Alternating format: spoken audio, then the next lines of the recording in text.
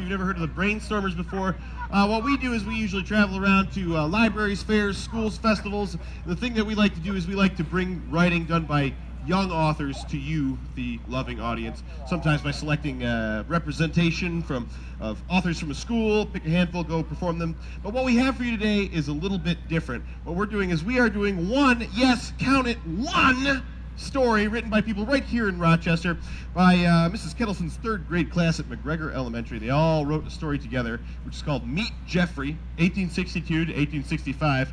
This guy knows what I'm talking about. What's up, Abe? How you doing? And they all worked on the story together, so we decided that we would bring it here to the Rochester Heritage Festival. Now, there wasn't a lot of comedy really happening. 1862 to 1865 was a very serious time in American history, so we thought that we would lighten the mood today and bring this to you in an improvised, ad-libbed kind of fashion. Of course, I can't do that by myself. I have a crack team of Brainstormers here with me today. I will introduce them to you now. Let's have a round of applause for the wild and wacky Woody. Woody, come on out. There he is. Wow, what a nutty guy. Look at that guy, Woody. Next up, she's a pretty girl. She's a funny girl. She's a pretty funny girl. Ah, my sides. Let's hear it for Jordan. Jordan, where are you? There she is. And, of course, the guy doing all the blah, blah, blah, blah, blah, the incredibly handsome one. Ding! My name is Edward Cullen.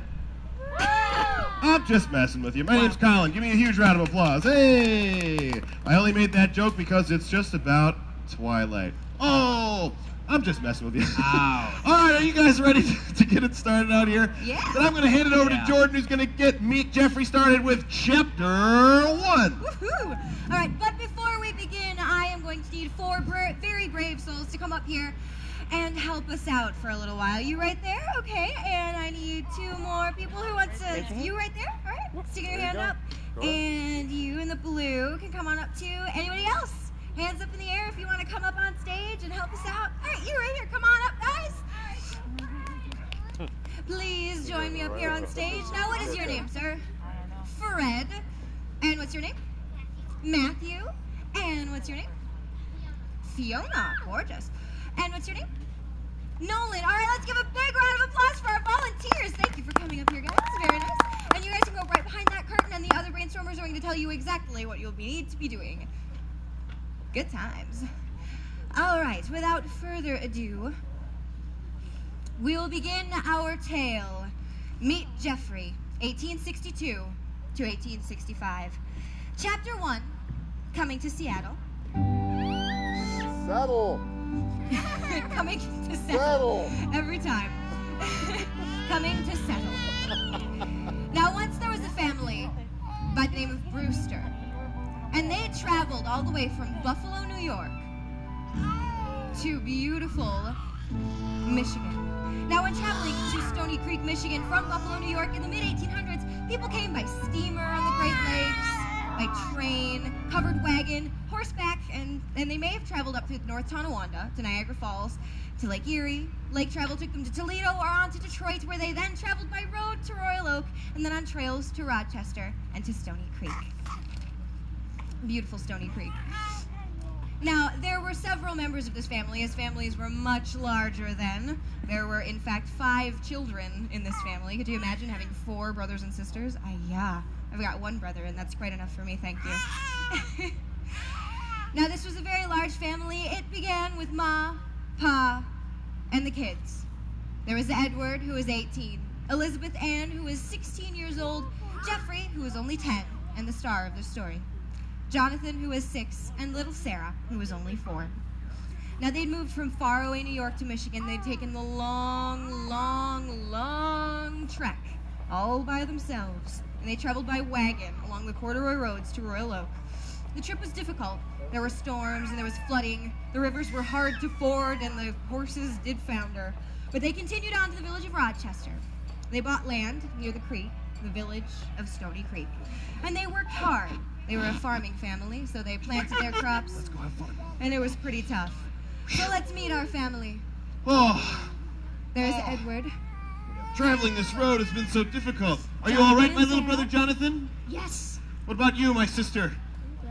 Susan, that's great. What about you, my little Sarah. buddy, Terry?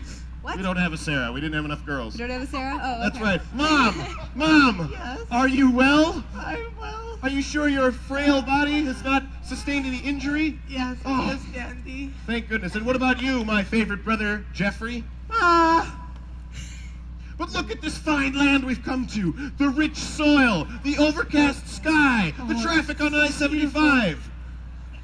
What's I-75? I guess it hasn't been invented yet. But look, it is the promised land for which we've traveled so far. So far. Am I the only one excited about this? Oh, thank you. Here, we shall start our farmland. Isn't that right? Wait, where's Pa? Right here? Where's Pa? Pa's a little late. Oh, Pa is late. He is not here. Pa! Pa was Pa! getting some sun Pa was getting some sun. Very good. Son. What does because that he mean? needed it. Oh, Pa! Pa, there you are. You woke me up from a nap. Sorry. Shall we plant in this soil and make this our new farmland? Where's that soil right there? Yes, this soil. That looks pretty good. Okay. Well, I'm gonna plant this hayseed. Hey, don't do that. What? Played it good. Oh, thanks, Ma. Oh, yeah. Some food listen on to the Mom. table. Are y'all just gonna stand there? Why don't you help your brother plant? Everyone, let's plant. Go. No, Put your foot over there. Gather around. Ma, give me some lemonade, will I you? wish we had some coffee beans. I wish we had some tools. Oh, that's true. If only we didn't have to dig through this soil with our fingers and teeth. Delicious. If tools were invented. And the family worked hard to plant their crops. And little Jeffrey was wondering if it was ever gonna rain. Ma, is it ever gonna rain? Someday, honey. Someday. Someday soon? I sure hope so. Me too. I'm quite thirsty. And when they finished planting their crops, they sat down to dinner. Oh, I love eating dinner here in the field. Yeah, I guess I'll eat this hayseed I just planted. Yeah, I'll eat a worm. Oh, I'll eat right. a worm. Now, make sure it's clean.